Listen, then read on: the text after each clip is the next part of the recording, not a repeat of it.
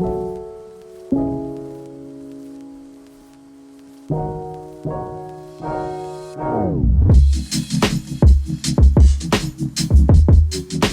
going on, you guys? Welcome back to the channel. If you're watching today's video, hopefully you've seen the last video, or else this one is not going to make any sense, but we are back today at Epitome Auto Design, who is working on the 240. And if you couldn't tell, I decided to fix the car that we have currently.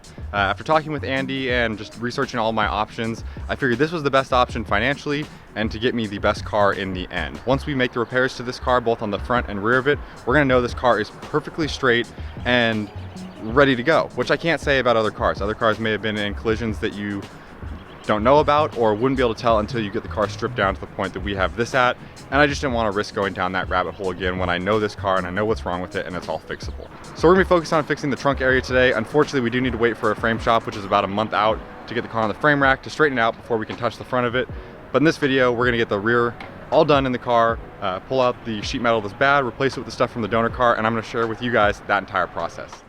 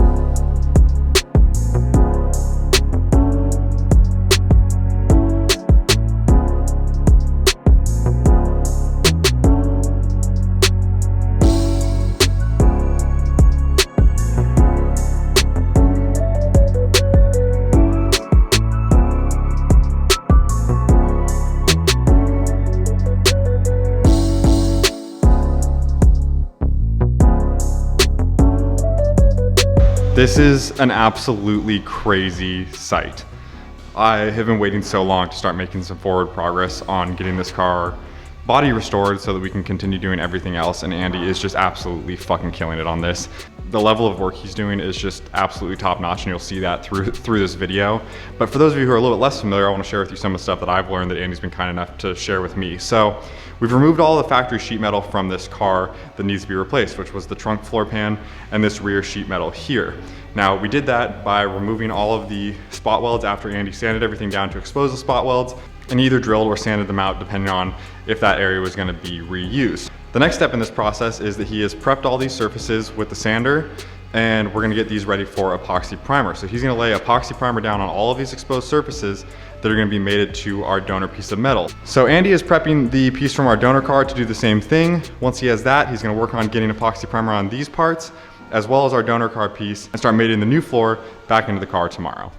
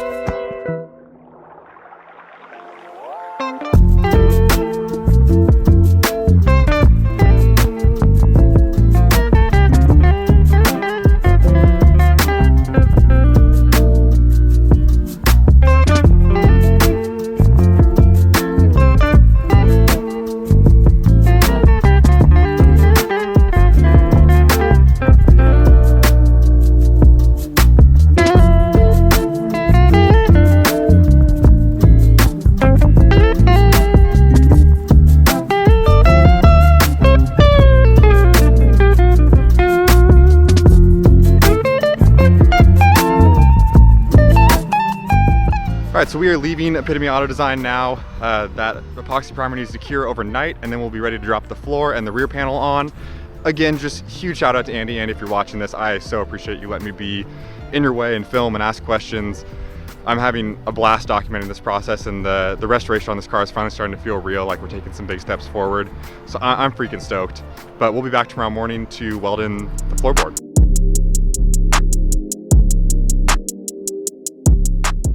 What's up, boys? We are back for day 2 here at Epitome Auto Design. Let's head in, check in with Andy, and start getting this trunk pan welded in.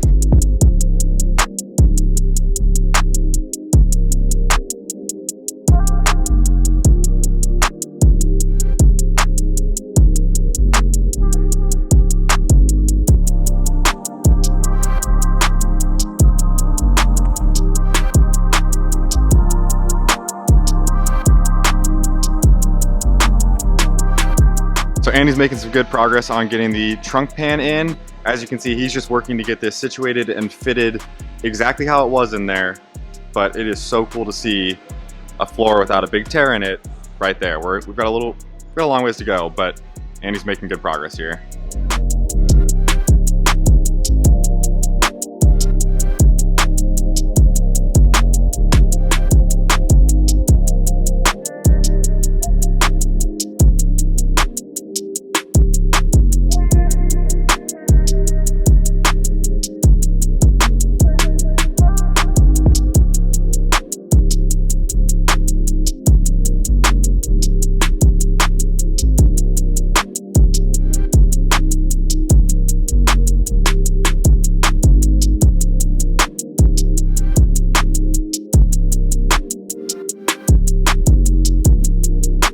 Look at that, boys.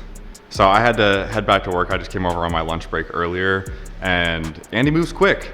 We got the whole back end all assembled. So both pieces have been grafted back onto the car, welded at the spot welds. He's done epoxy primer on all of the spots where we had bare metal from sanding down. And the last thing to do on this is get seam sealer along here, and then in the trunk as well, wherever there was factory seam sealer back here. So he has to let this epoxy primer dry overnight, and then he'll be seam sealing tomorrow. So I'll be coming back tomorrow to get some shots of him putting seam sealer on the car so you guys can see the final step in this process. But in the meantime, enjoy this beautiful work that Andy's done.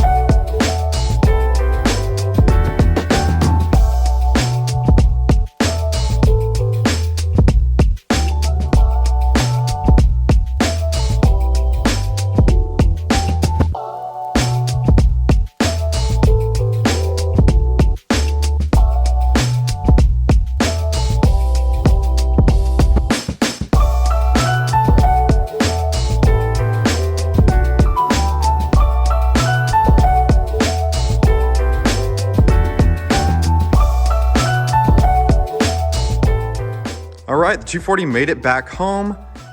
Looking great. Honestly, I am just so happy with how this turned out. I threw the rear bash bar on from the donor car because it was in much better shape than what was on the car.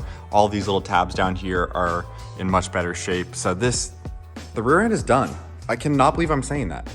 This is all fixed and OEM fresh once again. So unfortunately, we do have to wait for the frame shop until we can fix the front of this car. So that part of the restoration is on hold. But in the next video, we're gonna be doing a full teardown on the suspension of this car and getting the subframes ready to go off to powder coat and walking you guys through what my plan is for the underside of this car. It's gonna be freaking awesome.